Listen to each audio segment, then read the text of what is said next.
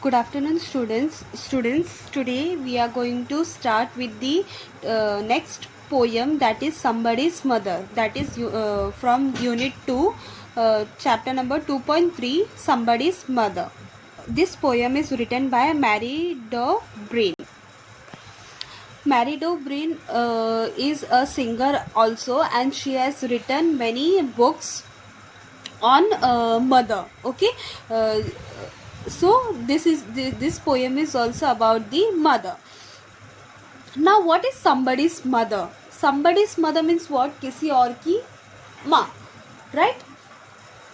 It can be your friend's mother, it can be your cousin's mother, right? Somebody's mother मतलब किसी और की माँ. So in this poem, poetess is going to say something about the mother.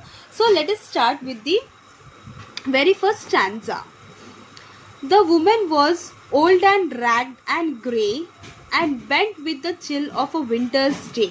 The streets were white with the recent snow, and the woman's feet with the age were slow.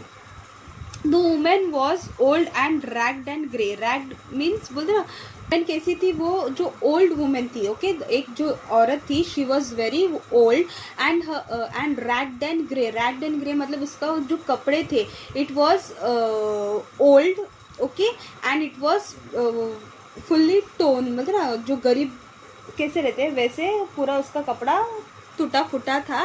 And grey, grey means एकदम पेल look था, उसका look कैसा था? एकदम पेल.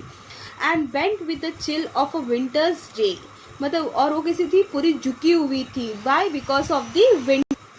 Because of the winter. Even in winter season we also बोलते ना, बूढ़े लोग का कैसा, उन लोग का हड्डी उतना स्ट्रॉन्ग नहीं होता है, तो दैट्स वाई व्हाट हैपेंस, वो झुक जाते हैं because of the cold. The street were white with a recent snow and the woman fit with age were slow. तो उधर का जो स्ट्रीट था, what it was fully covered with the snow, white snow, and even if you have seen, you can't walk in the snow. तो जब आप snow पे चलते हो तो you feel you are walking very slow. तो ये एज में भी कम थी. She was very old and that's why she was unable to walk properly in the snow. Even if we are also walking, we are also unable to walk properly in that snow. और ये तो बूढ़ी थी फिर भी, so that's why she was unable to walk properly in that snow.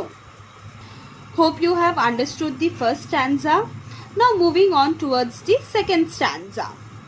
At the crowded crossing she waited long, jostled aside by the careless throng of women being who passed her by, unheeding the glance of her anxious eye.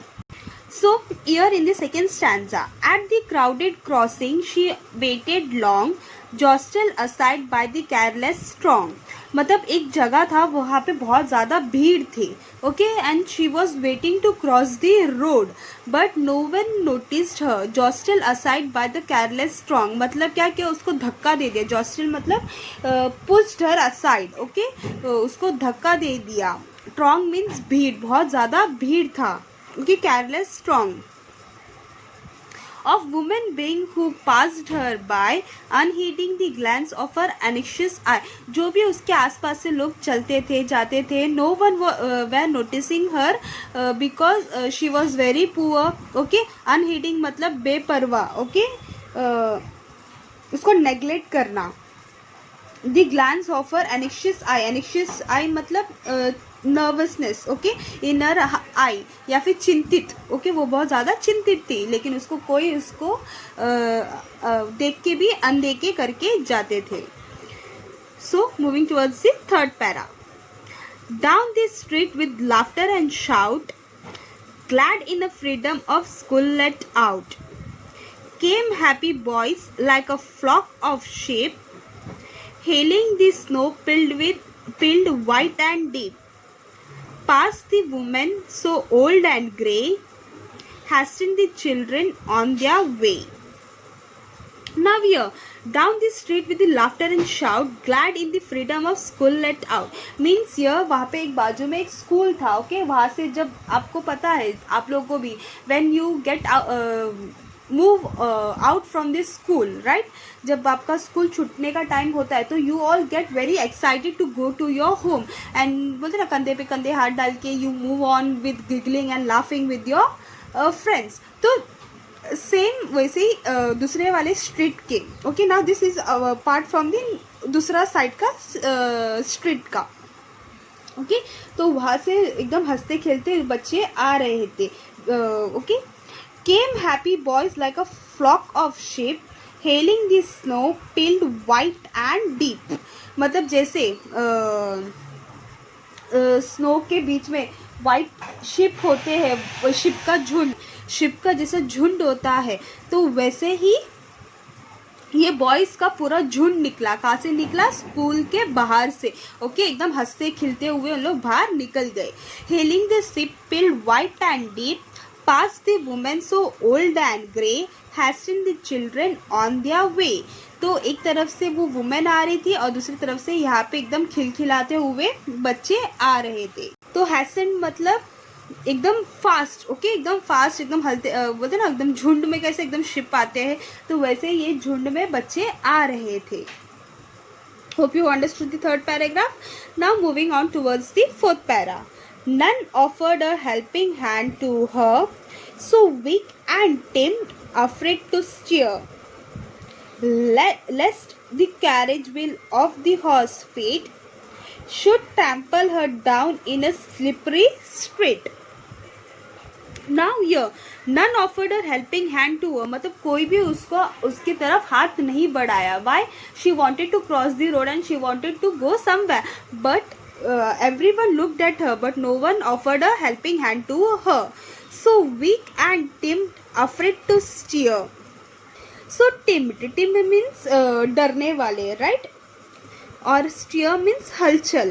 Okay, so weak and timid, afraid to steer, lest the carriage hill off or the horse feet should trample her down in a slippery street.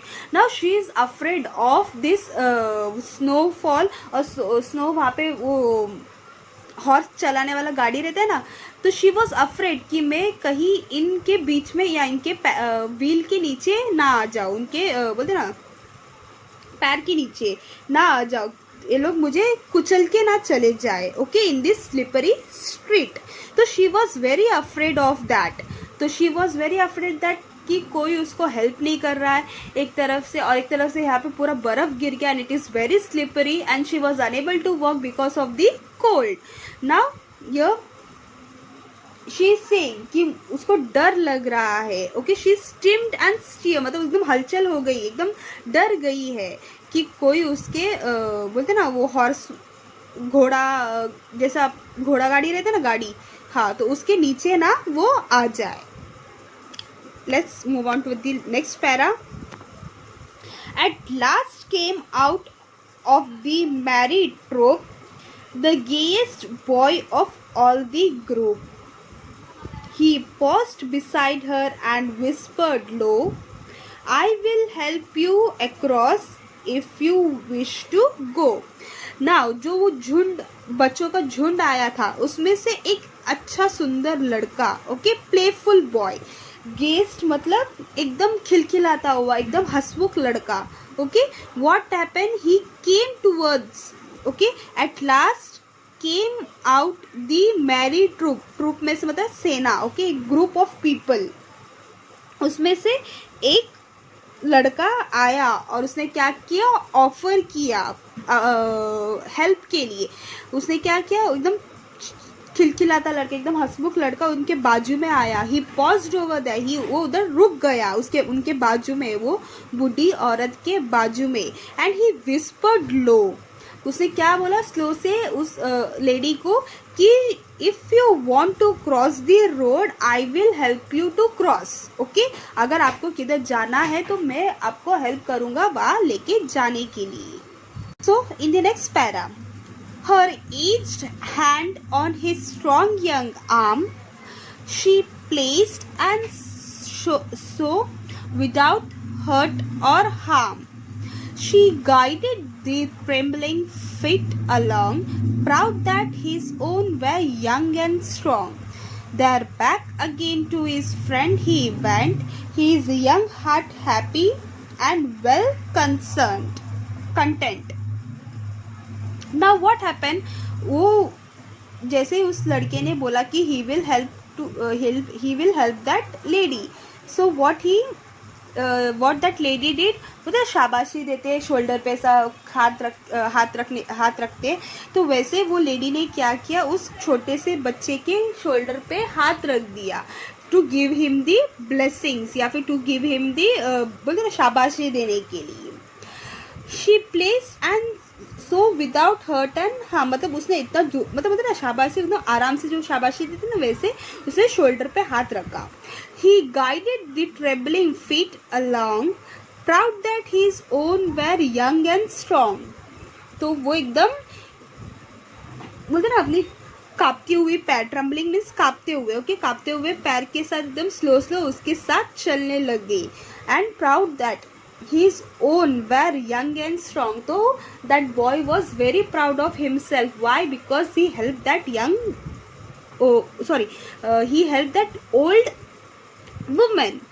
Then back again to his friend he went, his young heart happy and well content. So his heart जो था उसका, जो एक बच्चों का heart था एकदम soft दिल का, एकदम चेयरफुल दिल का, तो he was very happy. And what happen, once he help that old lady, he went back to his friend again. Okay, उसने वो लेडी को हेल्प करने के बाद वापस वो अपनी फ्रेंड्स के पास चला आया. Second last paragraph. She is somebody's mother, boy you know, for all she aged and poor and slow, and someone sometime may lend a hand to help my mother, you understand. If ever she is old and poor and grey, and her own dear boy so far away. Now here he is saying कि she is somebody's mother, वो किसी और की माँ है. Okay, boy you know, मतलब वो अपने फ्रेंड्स को बता रहा है कि वो किसी और की माँ है करके. एकदम वो एज मतलब एकदम ओल्ड हो गई है, and she is very poor and she is unable to work properly. तो वैसे अगर किसी को हेल्प बोलते ना हेल्पिंग हैंड की ज़रूरत है, then we should help that person. शायद उस जगह पे कभी अपनी माँ भी हो सकती है, और उस टाइम पे वहाँ पे शायद मैं ना रहूँ, और उस जगह पे शायद कोई और उसको आके हेल्प करे, राइट. तो यर द बॉय इज सेइंग कि I should help if someone needs the help. ये नहीं सोचना है कि वो शायद मेरे कुछ लगती नहीं है. आज शायद उस लेडी के जगह पे कोई और शायद उसकी मम्मी हो, और शायद वो ये लड़का उधर हेल्प करने ना हो, लेकिन इस लड़के की जगह पे शायद कोई और लड़का उनको हेल्प करे.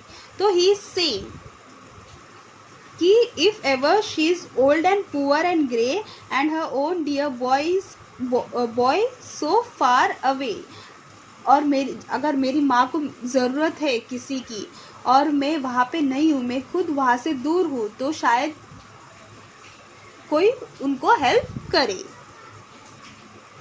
Now moving towards the last paragraph.